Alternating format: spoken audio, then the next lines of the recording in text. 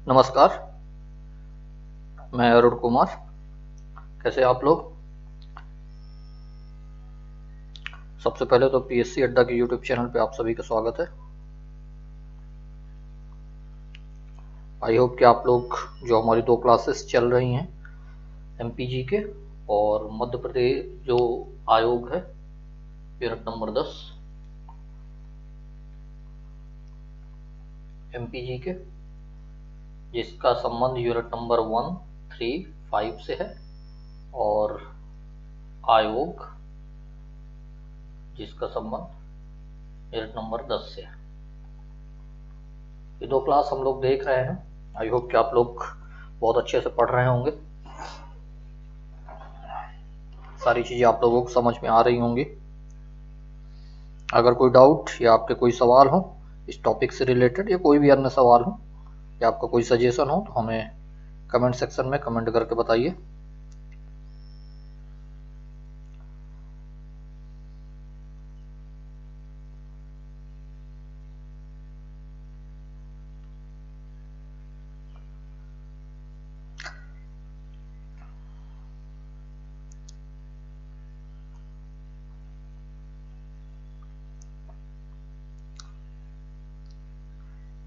चलिए, आज जो हमारा टॉपिक है वो मध्य प्रदेश राज्य अनुसूचित जनजाति आयोग है।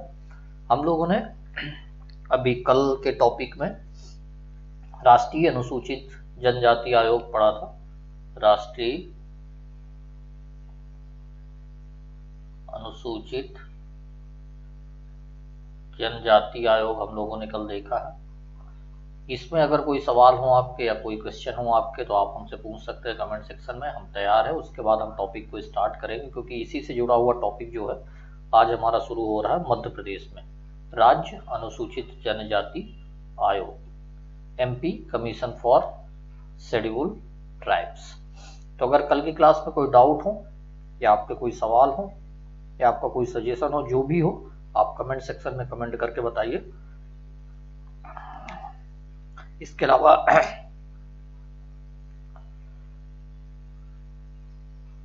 हम जो टॉपिक है वो स्टार्ट करेंगे अगले 10-20 सेकंड में।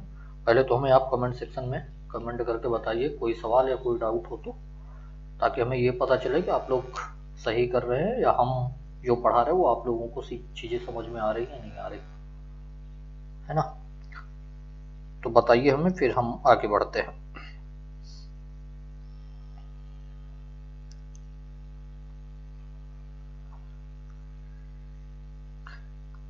चलिए, आई होप कि आप लोगों को सारी चीज़ें समझ में आ गई होंगी, ऐसा उम्मीद है मुझे। और सबसे पहले तो ये है कि हम शुरू करें उसके पहले आप चैनल से फटाफट जुड़ जाइए जल्दी से, और जो चैनल का लिंक है उसको ज़्यादा से ज़्यादा लोगों तक शेयर कीजिए फटाफट। ज़्यादा से ज़्यादा लोगों को जोड़ना है, क्योंकि मैंने पहले बताया आयोग से 8-10 क्वेश्चन तो ज़रूर बनेंगे, और ये 8-10 क्वेश्चन बेहद महत्वपूर्ण रहेंगे आपको, और यहाँ से कवर करना भी आसान होता है। अगर 10 आएंगे तो हम 9 सही करने की स्थिति में होते हैं, और बाकी जो जीएस का पोर्शन होता है वहाँ पे थोड़ा सा मुश्किल रहती है।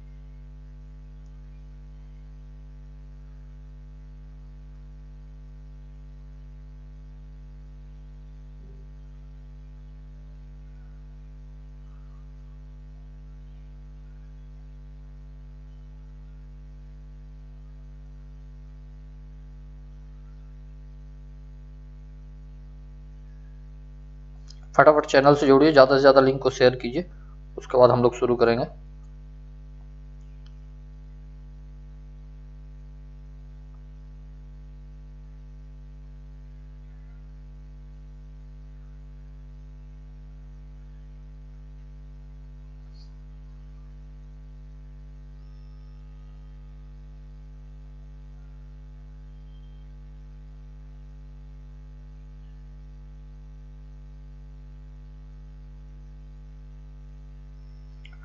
ठीक है, शेयर कर दिया आप लोग ने। चलो शुरू करते हैं। मध्य प्रदेश राज्य अनुसूचित जनजाति आयोग हमारा ये टॉपिक है, ठीक। MP commission for scheduled tribes. Clear. चलो, हिस्ट्री हमने पहले ही बता दिया था कि जो हिस्ट्री थी भारत के स्तर पे, वो हमने 2 बार चर्चा कर ली है। सेम हिस्ट्री थी एससी कमीशन में और सेम हिस्ट्री थी एसटी कमीशन में, तो अब हम उसकी चर्चा नहीं करेंगे। हम सीधे इस आयोग के परिचय पे आते हैं कि इसमें क्या प्रावधान किए गए हैं। सबसे पहले मध्य प्रदेश राज्य अनुसूचित जनजाति अधिनियम 1995 आपको याद रखना है। ये जो अधिनियम है मध्य प्रदेश राज्य अनुसूचित जनजाति का, ये अधिनियम 1995 का है। यहाँ से क्वेश्चन हमेशा बनते हैं, आप पुराने पेपर निकाल के देख लीजिएगा, अधिनियम से क्वेश्चन बन जाते हैं, यानी कि ईयर कौन सा था या कौन सा एक्ट था, कौन से ईयर का, वहाँ से क्वेश्चन बनते हैं। तो यहाँ पे आपको एक बात याद रखनी है कि ये जो एसटी अधिनियम था, इसके अलावा आप लोगों के एक और क्वेश्चन मैं आपसे पूछता हूँ, आपको आंसर करना है। जो एससी कमीशन का था उसका मध्य प्रदेश में कौन सा अधिनियम था या कौन सा वर्ष था, ये आपको आंसर करना है कमेंट सेक्शन में। अभी के लिए ये है कि राज्य अनुसूचित जनजाति अधिनियम जो है वो है 1995 का। ठीक है, ये डेट आपको याद रखनी है, एक्ट की जो डेट है वो है 1995। ठीक है, चलो आगे देखते हैं। मध्य प्रदेश राज्य अनुसूचित जनजाति आयोग, मतलब एसटी जो आयोग है एमपी का, उसकी जो स्थापना हुई है वो डेट बहुत महत्वपूर्ण है, वो डेट भी आपको याद रखना, 29 जून 1995 है ना, 29 जून 1995। तो ये डेट आपको लिए महत्वपूर्ण है, 29 जून 1995, जो एसटी आयोग की है, मध्य प्रदेश एसटी आयोग की है। ठीक है, याद रहेगा। चलो, तीसरी बात है कि इसका जो मुख्यालय है वो भोपाल में है। कहाँ पे है इसका मुख्यालय? भोपाल में। तो याद रहेगा भोपाल कहाँ है, मुख्यालय भोपाल में। अधिनियम कब का है? 1995 का। स्थापना डेट क्या रहेगी? 29 जून 1995। मुख्यालय कहाँ रहेगा? भोपाल। तीन बातें इसके संबंध में आपको याद रखनी। ठीक है, चलो छोटा टॉपिक है ये, ज्यादा बड़ा नहीं है, आपको ज्यादातर चीजें पहले से ही क्लियर रहेंगी क्योंकि हमने एससी कमीशन अच्छे से देखा नेशनल लेवल पे, उसके बाद हमने एससी जो एमपी का एससी कमीशन था उसके विषय में भी चर्चा की, फिर उसके बाद हमने कल एसटी कमीशन देखा है बहुत अच्छे से। आई होप कि ज़्यादातर चीज़ें आपको समझ में आएंगी। ठीक है, तो हमने परिचय देख लिया, अब हम देख लेते हैं कि संरचना क्या है मध्य प्रदेश एसटी कमीशन की। मध्य प्रदेश राज्य अनुसूचित जनजाति आयोग में याद रखना है, मध्य प्रदेश राज्य अनुसूचित जनजाति आयोग। एक चीज और, जब एसटी कमीशन हो तो वहां की संरचना भी आपको बहुत अच्छे से पता होना चाहिए नेशनल लेवल पे, और जब एसटी कमीशन राज्य के स्तर पे देख रहे हैं तब भी आपको संरचना अच्छे से याद रखना, क्योंकि संरचना से पहले भी क्वेश्चन पूछे गए और संरचना में नंबर्स पूछ लिए जाते हैं। आपको मैं क्वेश्चन एक बार बताता हूँ, 2021 के प्रीलिम्स में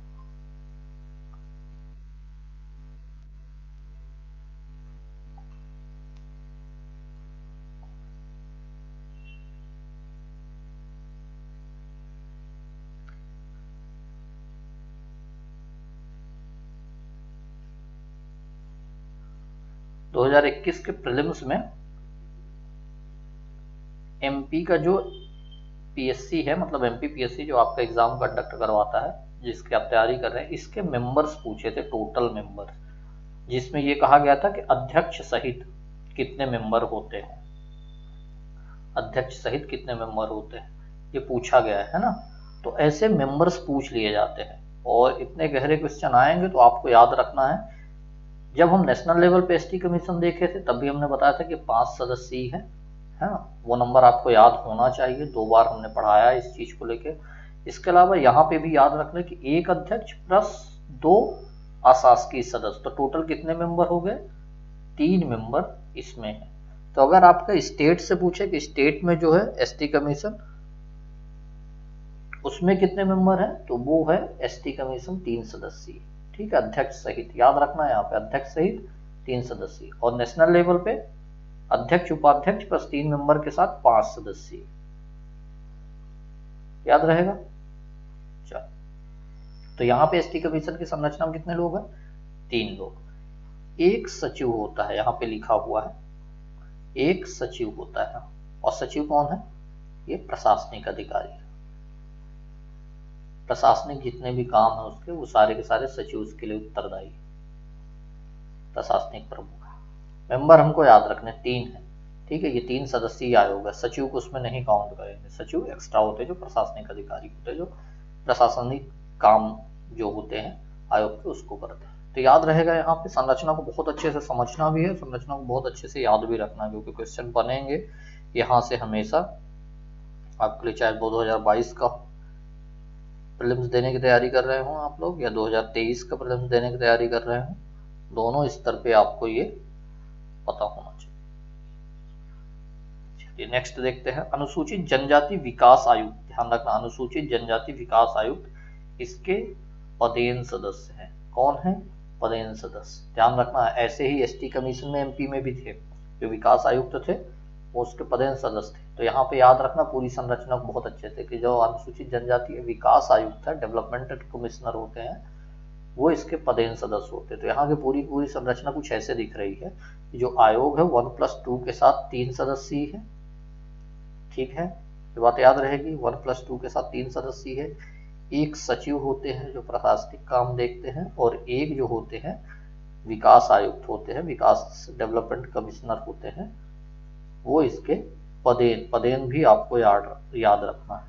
पदेन आपको बहुत अच्छे से याद रखना है कि कौन है। तो पदेन सदस्य कौन रहेगा? अनुसूचित जनजाति विकास आयुक्त। क्लियर है बात? चलो, 3 में से 2 सदस्य अनुसूचित जनजाति के होंगे। ठीक है, यानी कि जो 3 मेंबर हमने बताए थे 1+2 का, उसमें से 2 का एसटी होना कंपलसरी है। ये बात याद रहेगी आप लोगों को। ठीक है, क्लियर है यहाँ तक बात? ठीक है, तो कौन रहेगा 2 सदस्य? एसटी। एक सदस्य कोई भी अन्य हो सकता है, चाहे वो जनरल हो, ओबीसी हो, कोई भी हो, लेकिन आपको 2 सदस्य का होना, उसमें एसटी का होना जरूरी रहेगा।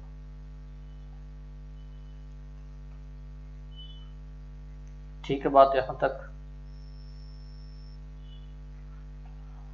ठीक है बात यहाँ तक समझ में आ रही चीजें, या कोई सवाल है आपके, कोई डाउट?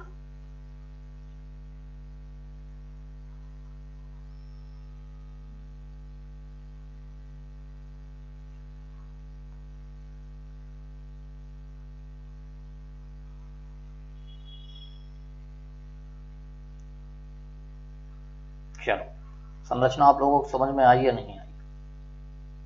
संरचना आप लोगों को समझ में आ गई या नहीं आई? कमेंट सेक्शन में कमेंट करके बताइए, फिर हम आगे बढ़ेंगे। हम लगातार आप लोगों से बार बार कम्युनिकेट करने का प्रयास करें कि हर स्तर पे आपको बताना है, कि कहीं पे कोई डाउट ना हो आप लोगों को, कहीं कोई सवाल हो तो आप तुरंत पूछ लीजिए। ऐसा ना हो कि क्लास पढ़ाने के बाद आप लोगों के मन में सवाल रहे, आप उसी सवालों को लेके एग्जाम हॉल में पहुंचे और वही क्वेश्चन आए तो फिर आप लोगों से ना बने। इसलिए जो डाउट हो, जो सवाल हो, वो क्लास में ही आप लोग पूछ लीजिए।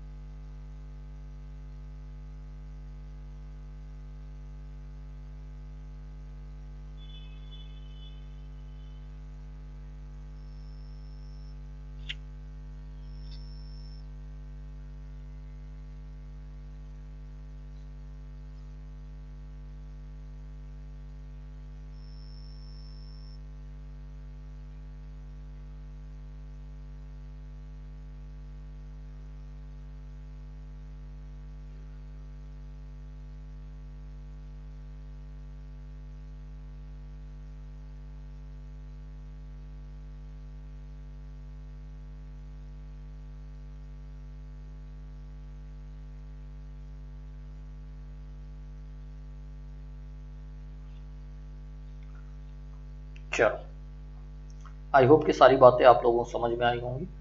ठीक है, आप ऐसी कोई भी चीज़ ना नोट डाउन कर लीजिए, नंबर से नोट डाउन कर लीजिए। जैसे मैंने बताया कि 3 सदस्य आयोग है, ठीक है, आप नोट डाउन कर लीजिए। पदेन सदस्य कौन है, ऐसे लिख लीजिए कुछ चीज़ें, तो आपको याद रहेंगे, रिवाइज करने में आसान होगा।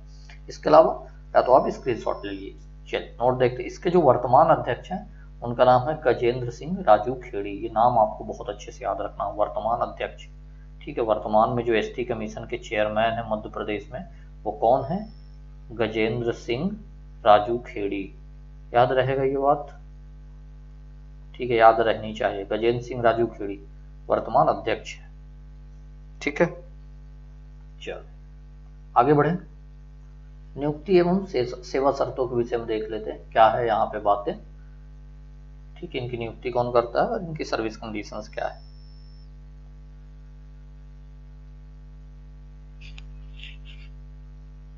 चल, अध्यक्ष एवं सदस्यों की जो नियुक्ति है यहाँ पे याद रखना है, सदस्य भी हैं साथ में और यहाँ पे चेयरमैन भी है साथ में। तो अध्यक्ष एवं सदस्यों की जो नियुक्ति है वो राज्य सरकार करेगी। यहाँ पे कोई राज्यपाल नहीं कर रहे हैं, ये बात आपको दिमाग में बैठा लेनी है।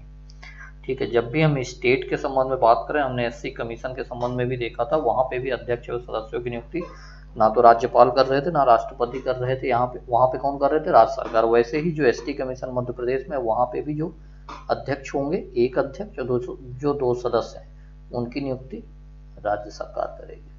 ठीक है, याद रखना है ये आपको बात कि राज्य सरकार नियुक्ति करती है, यहाँ पे कोई राज्यपाल नहीं। क्योंकि जनरली होता क्या है कि जब भी हम कोई संवैधानिक आयोग या अन्य कोई भी सांविधिक आयोग देखते हैं, तो जो मध्य प्रदेश में होता है यानी किसी स्टेट में जब हो रहा होता है तो उसकी नियुक्ति हमेशा राज्यपाल करते हैं, है ना, ये देखा ही होगा आपने।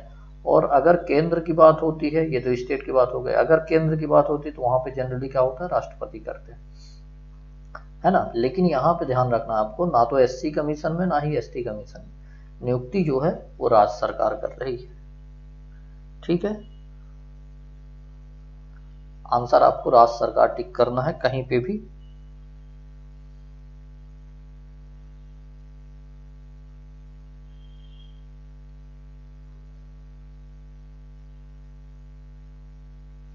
नहीं टिक करना, ठीक है, राज्य सरकार। चलिए आगे देखते हैं, इसके जो अध्यक्ष हैं और इसके जो सदस्य हैं, इनका वेतन भत्ता याद रखना, वेतन भत्ता दोनों का, सदस्य का भी एक एक पॉइंट हम देख रहे हैं बहुत अच्छे से, एक एक शब्द पे नजर बना के रखना है आपको, क्योंकि बहुत गहरे क्वेश्चन आते हैं, बहुत डीप क्वेश्चन आते हैं और फिर हमसे नहीं बनता।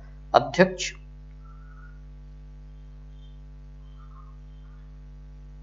एवं सदस्य दोनों, अध्यक्ष एवं सदस्य का जो वेतन भत्ता है उसका जो निर्धारण होगा कौन करेगा, राज्य सरकार। ठीक है, यहाँ ये बात आपको याद रखनी है। नियुक्ति कौन कर रहा है, राज्य सरकार। इनके वेतन भत्ते कौन निर्धारित कर रहा है, राज्य सरकार। क्लियर है ये बात यहाँ तक, याद रहेगा नियुक्ति एवं सेवा शर्त से संबंधित जो भी चीजें हमने देखी है।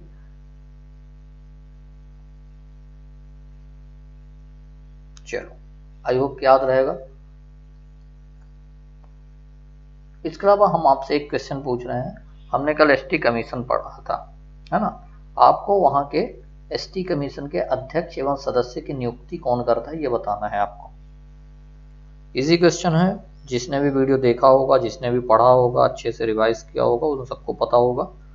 ठीक है, तो आपको याद रखना है ये बातें कि राज्य के स्तर पे राज्य सरकार कर रही है एसटी कमीशन में, अध्यक्ष सदस्यों को वेतन भत्ता राज्य सरकार निर्धारित करे। आपको क्वेश्चन का आंसर ये करना है कि जो हमने कल एसटी कमीशन देखा तो उसके अध्यक्ष एवं सदस्य की नियुक्ति कौन करता है। नेशनल लेवल पे ध्यान रखना, नेशनल लेवल, राष्ट्रीय, फिर से मैं लिख देता हूँ एक बार, राष्ट्रीय अनुसूचित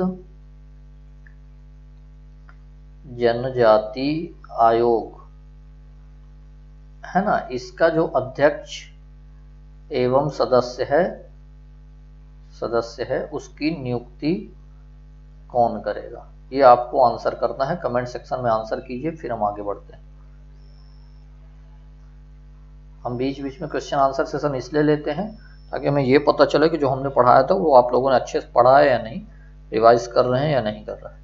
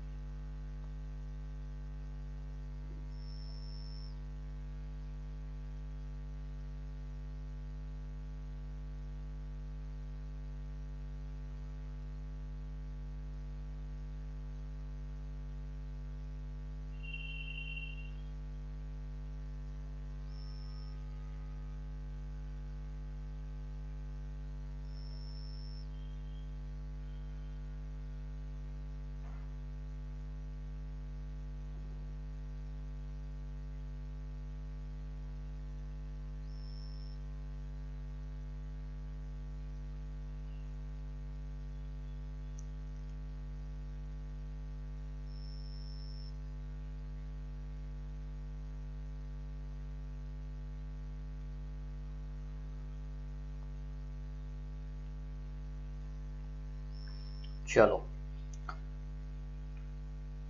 चलो कार्यकाल देख लेते हैं अन्य चीजें। कार्यकाल देख लेते हैं, कार्यकाल कितना है और त्यागपत्र कैसे होता है। याद रखना आयोग का जो अध्यक्ष है यानी एसटी कमीशन एमपी का, एसटी कमीशन एमपी का है ना, अध्यक्ष एवं सदस्य दोनों जगह है ना, अध्यक्ष एवं सदस्य। कार्यकाल 3 वर्ष, इसमें कोई मैक्सिमम लिमिट नहीं लगी है, याद रखना इस बात। 3 वर्ष जो है वो टर्म है और जो मैक्सिमम लिमिट है वो कोई नहीं।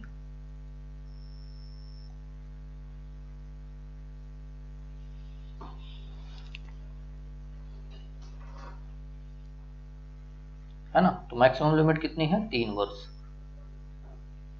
अध्यक्ष एवं सदस्य का कार्यकाल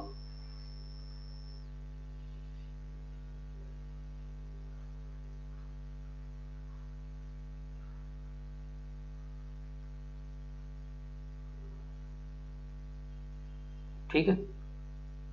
चलो आगे देख लेते क्या है। अध्यक्ष व सदस्य जो है अपना त्यागपत्र राज्य सरकार को सौंपेंगे। नियुक्ति भी राज्य सरकार कर रही थी और ये लोग त्यागपत्र भी अपना किसको सौंपेंगे, राज्य सरकार को। याद रहेगा ये, ठीक है। टर्म्स कितना रहेगा इनका 3 वर्ष। अब किसको देंगे त्यागपत्र, राज्य सरकार को। लिखित में त्यागपत्र होता है, कोई भी त्यागपत्र डिजिटल फॉर्म में नहीं होता, लिखित में त्यागपत्र होगा। ठीक है, ये बात पता है ना। चलो पता नहीं है तो अब पता चल गई। त्यागपत्र किसे, राज्य सरकार को। टर्म्स कितना 3 वर्ष। ठीक है, ये हुई कार्यकाल एवं त्यागपत्र की बात। चलो वार्षिक रिपोर्ट देख लेते हैं, इनकी वार्षिक रिपोर्ट कैसे रहेगी। याद रखना है आप लोगों को, मध्य प्रदेश राज्य अनुसूचित जनजाति आयोग द्वारा वार्षिक रिपोर्ट राज्यपाल के नाम से राज्य सरकार को दिया जाता है ना। किसको, राज्य सरकार को। क्लियर है यहां तक बात। तो रिपोर्ट किसको देंगे, मध्य प्रदेश राज्य अनुसूचित जनजाति आयोग की वार्षिक रिपोर्ट राज्यपाल के माध्यम से राज्य सरकार, क्योंकि नियुक्ति भी राज्य सरकार कर रही है, त्यागपत्र राज्य सरकार देख रही, तो यहाँ पे रिपोर्ट भी राज्य सरकार। अब फिर वही है कि राज्य सरकार को राज्यपाल के माध्यम से इस वार्षिक रिपोर्ट को विधानमंडल में रखवाता है। मतलब ये राज्यपाल की जिम्मेदारी है कि जो राज्य सरकार है वार्षिक रिपोर्ट को उस विधानमंडल में रखे, मतलब मध्य प्रदेश के विधानमंडल। तो वार्षिक रिपोर्ट के संबंध में 2 बातें हमने देख ली कि वार्षिक रिपोर्ट किसे सौंपेंगे, वो राज्य सरकार को सौंपेंगे राष्ट्रपति के माध्यम से।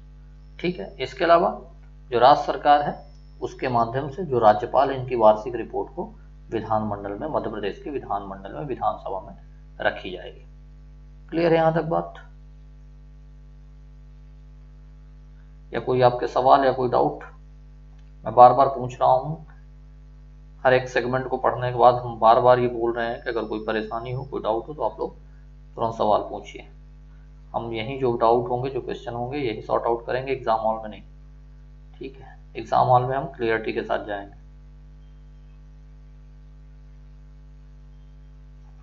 तो वार्षिक रिपोर्ट समझ में आ गई, कैसे सौंपेंगे, राज्य सरकार और राज्यपाल के माध्यम से, और राज्यपाल के माध्यम से राज्य सरकार रिपोर्ट को विधानमंडल में रखेगी। क्लियर बात यहां तक, ठीक है। अब हम देखेंगे कार्य। ठीक है, अभी फिर से मैं पूछ रहा हूं, अगर कोई सवाल हो आपके तो सवाल पूछ सकते हैं कमेंट सेक्शन में, उसका जवाब देंगे, उसके बाद आगे बढ़ेंगे।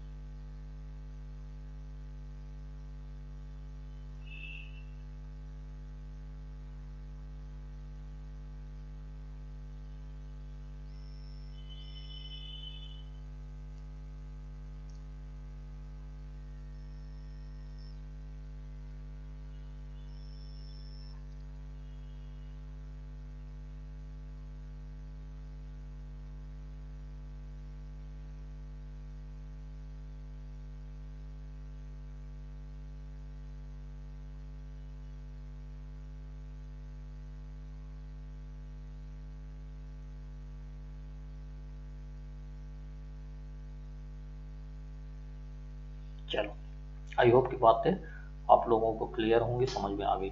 फंक्शन देख लेते हैं, उनके काम देख लेते हैं कि जो एसटी कमीशन है मध्य प्रदेश में उसका काम क्या है। सबसे पहले हमेशा की तरह जो नई जातियां होंगी उसको अनुसूचित जनजाति में शामिल करने के लिए राज्य सरकार को सलाह देने का काम है। यहाँ पे ध्यान रखना है, कोई भी ऐसी नई जाति जो पहले दूसरे वर्ग में शामिल रही हो उसे अब एसटी में शामिल करना है, तो उसकी जो रिकमेंडेशन होगी या एडवाइस होगी वो कौन देगा मध्य प्रदेश में, वो देगा एसटी कमीशन। ठीक है, बात यहाँ तक। रिकमेंडेशन कौन देगा, एसटी कमीशन, याद रहेगा। चलो दूसरी बात देख लेते हैं।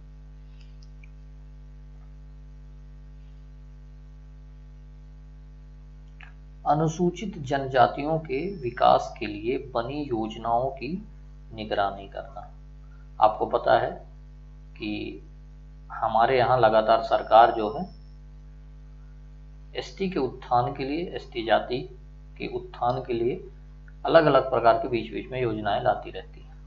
जैसे आपको पता है एक आई थी चरण पादुका योजना, है ना, जंगल में काम करने वाले श्रमिकों को, जो एसटी श्रमिक है उनको चप्पल जो है वो फ्री में देने की सुविधा, ऐसी कुछ थी, है ना, चरण पादुका उसी से नाम है। तो इस प्रकार की जो योजनाएं हैं वो एसटी कमीशन के लिए लाई गई हैं। आपको पता है कि आज ही पेशा एक्ट लागू हो गया है ना मध्य प्रदेश में। आज शहडोल में हमारी राष्ट्रपति जी आई हैं, श्रीमती द्रौपदी मुर्मू जी, तो वहाँ उन्होंने पेशा एक्ट को लागू किया है। तो बीच बीच में जो एसटी वर्ग के उत्थान के लिए योजनाएं लाई जाती हैं, उन योजनाओं की जो निगरानी करने का काम है वो कौन करेगा, एसटी कमीशन करेगा। निगरानी करने से मतलब है कि ये योजनाएं धरातल पर सही तरीके से लागू है या नहीं, जो योजनाएं हैं उसका लाभ जो है एसटी वर्ग को मिल रहा है या नहीं मिल रहा है, इस तरह की जो बातें हैं वो कौन देखेगा, एसटी कमीशन मध्य प्रदेश का। ठीक है,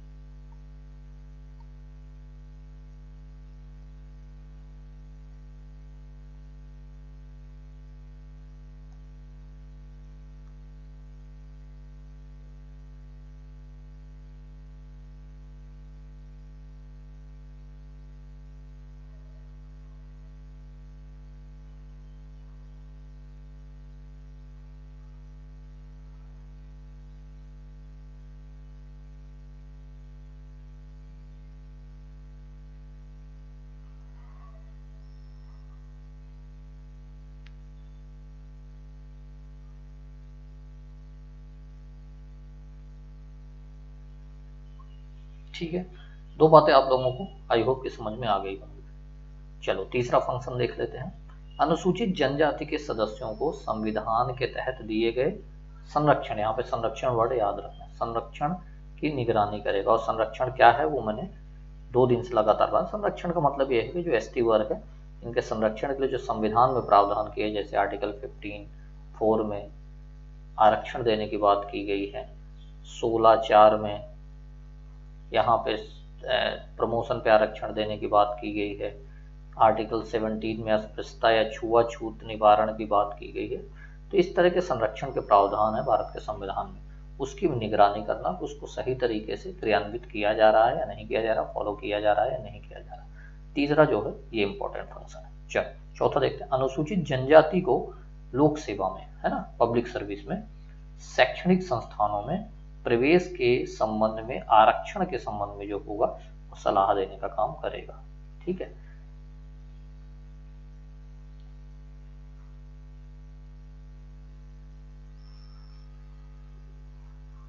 ठीक है, ये 4 फंक्शन समझ में आ गए। आखिरी एक बार हम फिर समझते हैं कि लोक सेवा का मतलब होता है, जैसे आप एमपीपीएससी की तैयारी कर रहे हैं, यहाँ पे जो व्यक्ति सेलेक्ट हो उसको लोक सेवक बोलते हैं। तो लोक सेवाओं में एवं इसके अलावा, और इसका मतलब ये नहीं कि एमपीपीएससी, इसके अलावा किसी में भी चाहे व्यापम एग्जाम देते हो, कोई भी सरकारी सर्विस हो वो लोक सेवा कही जाएगी। एवं शैक्षणिक संस्थानों में, यानी शिक्षा के जो संस्थान है वहाँ पे, किसी भी कॉलेज में, यूनिवर्सिटीज़ में, वहाँ पे जो प्रवेश हैं उनमें आरक्षण मिलता है, आपको पता है, वो जो रिजर्वेशन मिलता है उसके संबंध में सलाह देना। ठीक है, बढ़ाया जाना है या नहीं बढ़ाया जाना, इसमें क्या सुधार किया जाना, इस प्रकार की जो सलाह देने का काम होता है वो एसटी कमीशन करता है। क्लियर है ये बात?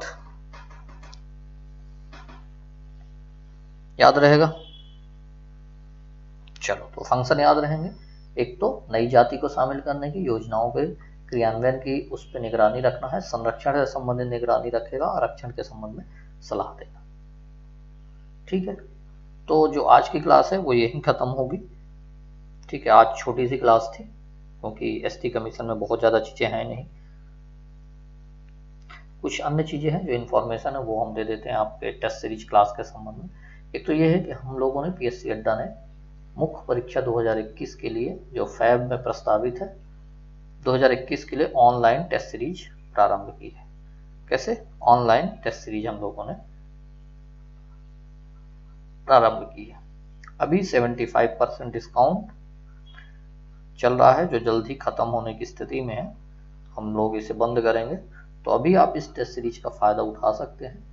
75% डिस्काउंट के साथ ये टेस्ट सीरीज 2499 में अभी अवेलेबल है, यानी 2500 रुपये आप पे करके इस टेस्ट सीरीज को परचेस कर सकते हैं। परचेस करने का तरीका ये है कि पीएससी अड्डा एप्लीकेशन को डाउनलोड कीजिए प्ले स्टोर से, और वहाँ से टेस्ट सीरीज के सेक्शन में जाइए, और टेस्ट सीरीज के सेक्शन में जाके वहाँ पे आपको एक प्री का टेस्ट सीरीज सेक्शन दिखेगा और एक मेंस का टेस्ट सीरीज सेक्शन दिखेगा, है ना। तो वहाँ पे मेंस की टेस्ट सीरीज में आप जाइए, आपको पहले ही सबसे सामने दिखेगा 2021 टेस्ट सीरीज, वहाँ पे आप जाइए और वहाँ से आप परचेस कर लीजिए। इसके अलावा इसमें ये है, सुविधा ये है कि 23 हम लोग टेस्ट ऑर्गेनाइज कर रहे हैं, जिसमें से 11 हम लोग सब्जेक्ट वाइज है, विषयवार है, एवं 12 जो है एफएलटी टेस्ट हम ले रहे हैं, फुल डेप्थ टेस्ट ले रहे हैं। ये पूरी की पूरी जो टेस्ट सीरीज है वो हिंदी माध्यम में उपलब्ध है, हिंदी माध्यम में टेस्ट सीरीज है। जो प्रश्न पत्र है आपके, जो टेस्ट सीरीज है वो स्तरीय पुस्तकों के शोध पर आधारित है। मॉडल आंसर जो है आपको दिए जाएंगे उसमें, और जो मूल्यांकन है हमारी विशेषज्ञ टीम करेगी। सीरीज लाइव है, आप कभी भी टेस्ट दे सकते हो। तो आप परचेस कीजिए पीएससी अड्डा एप्लीकेशन डाउनलोड करके वहां से। इसके अलावा एक और सोर्स ये है 9617745037 पे भी कांटेक्ट करके आप टेस्ट सीरीज के संबंध में जानकारी ले सकते हैं, है ना, और उसके वहां से आप परचेज भी कर सकते हैं। इसके अलावा ये तो मेंस की टेस्ट सीरीज है, इसके अलावा हम थोड़ी सी बात आपको प्रीलिम्स के संबंध में भी टेस्ट सीरीज के संबंध में बता देते हैं।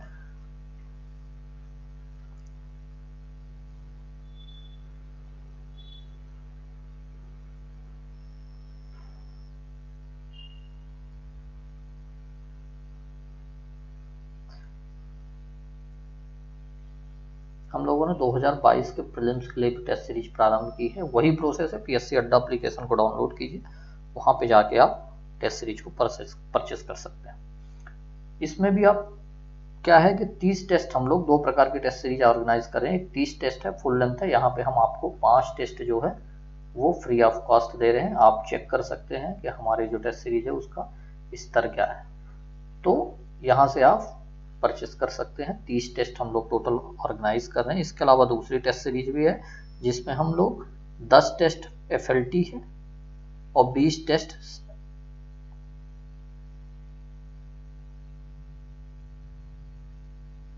एफएलटी है और 20 टेस्ट सब्जेक्ट वाइज है ना। तो इस प्रकार से आप वहां से भी 2 प्रकार की टेस्ट सीरीज है जिसको आप परचेस कर सकते हैं।